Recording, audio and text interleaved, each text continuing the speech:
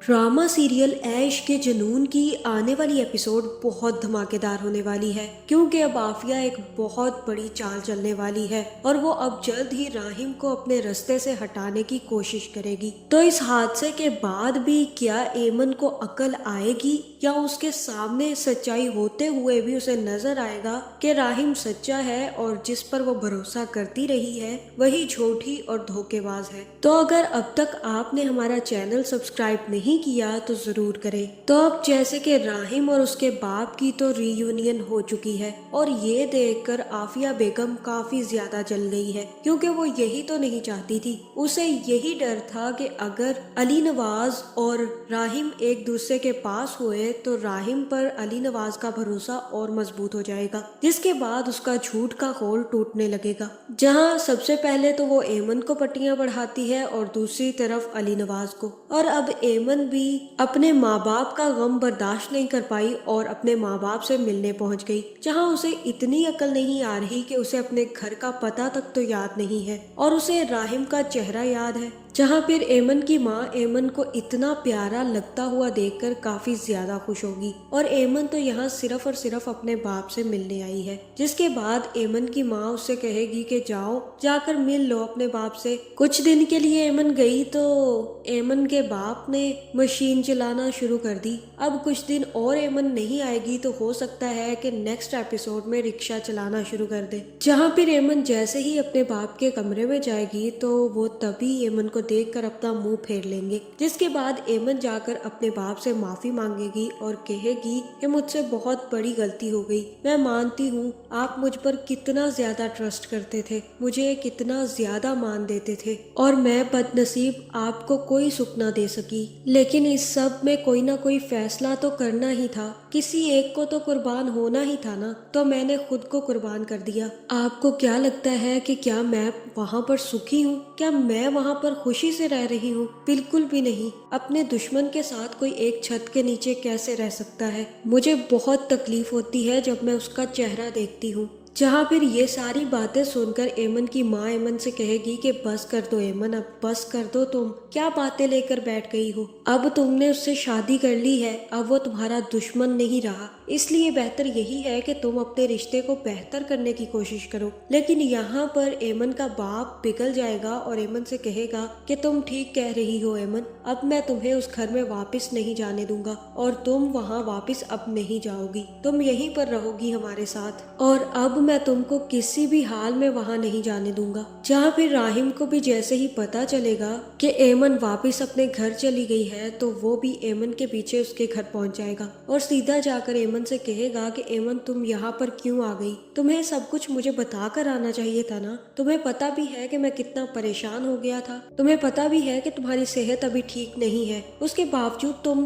बिना ड्राइवर के पहुँच गई। जहाँ फिर एमन का बाप कहेगा कि राहिम अब तुम वापस चले जाओ क्योंकि एमन अब तुम्हारे साथ नहीं जाएगी। लेकिन राहिम एमन से कहेगा कि एमन उठो, अब चलो घर वापस चलते हैं, सब लोग तुम्हारा इंतजार कर रहे हैं। लेकिन एमन का बाप राहिम को एमन को ले जाने नहीं देगा। जिसके बाद राहिम एमन के बाप से बात करेगा और उनसे कहेगा कि अंकल, मैं जानता हूँ कि आपको यही लगता है कि ये सब कुछ जो भी हुआ उसका कसूरवार मैं हूँ, लेकिन सिर्फ एक दफा मुझ पर भरोसा करके देखे, क्या एक आप चांस नहीं दे सकते?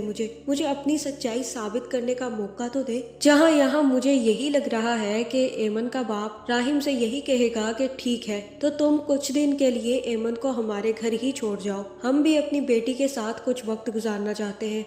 जहाँ फिर यहाँ हो सकता है कि राहिम एमन को छोड़कर वापस चला जाए, लेकिन अब एमन भी बहुत बड़ी चाल चलने वाली है और वो भी अब जॉब की तलाश शुरू कर देगी। जहाँ मुझे तो ये समझ नहीं आ रहा कि जिस लड़की को अपने घर का पता नहीं चल रहा था वो लड़की अब जॉब तलाश करने कैसे निकल सकती है। जिसके बाद एमन अली नवाज के कंपेटिटर के पास ही चली जाएगी और वहाँ जाकर अपनी सीवी पेश करेगी। जिसके बाद मुझे यही लग रहा है कि वो लोग भी एमन अली नवाज का नाम सुन सुनते सुनते ही एमन को अपने ऑफिस में जॉब दे देंगे, जहां ये देखकर एमन काफी ज्यादा खुश होगी कि उसे उसकी काबिलियत की वजह से जॉब मिल गई। लेकिन उसे तो ये बात पता ही नहीं है कि वो तो अली नवाज के राइवल कंपनी है और इसी वजह से उन्होंने अली नवाज की बहू को अपने यहाँ जॉब दी है। जिसके बाद एमन जैसे ही बाहर निकलेगी तो अली नवाज को अपने सामने देखकर हैरान रह जाएगी, जहाँ फिर अली नवाज को भी ये देखकर काफी ज्यादा गुस्सा आएगा और वो भी सीधा जाकर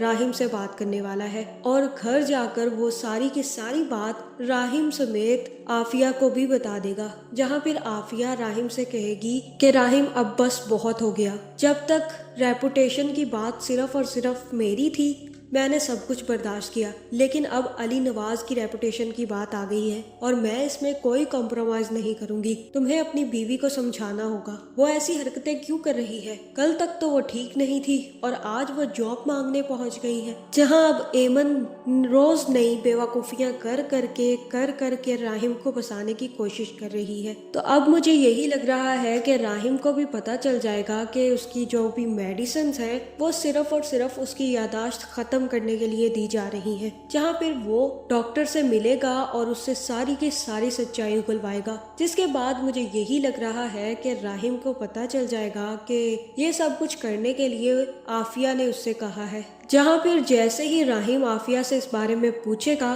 तो मुझे यही लग रहा है कि यहाँ पर आफिया राहिम का एक्सीडेंट करवा देगी ताकि आफिया की सच्चाई किसी के सामने ना आए, जहाँ वो तो यही चाहती है कि राहिम की मौत हो जाए, क्योंकि राहिम को सारी की सारी सच्चाई अब पता चल चुकी है और उसके पास सबूत भी आ गए हैं। और अगर राहिम ने सबके सामने मुंह खोला तो आफिया समेत उसका बेटा शेरोज भी जेल में जाएगा। तो अब ऐसा ही लग रहा है कि आफिया एक बहुत बड़ी प्लानिंग करेगी और जैसे ही उसे भिनक पड़ेगी कि राहिम को सच्चाई पता चल चुकी है और उसके पास सबूत भी मौजूद है, तो वो राहिम को अपने रास्ते से हटाने की कोशिश करेगी। जिसके बाद अगला नंबर एमन का ही आने वाला है और जब फिर एमन और आफिया आमने सामने होंगी तब आफिया एमन को सारी सच्चाई बताकर एमन की भी जान लेने की कोशिश करेगी। तो आपका इस बारे में क्या ख्याल है, कमेंट करके जरूर बताएं और ऐसी वीडियोस देखने के लिए हमारे चैनल को सब्सक्राइब करना ना भूलिएगा।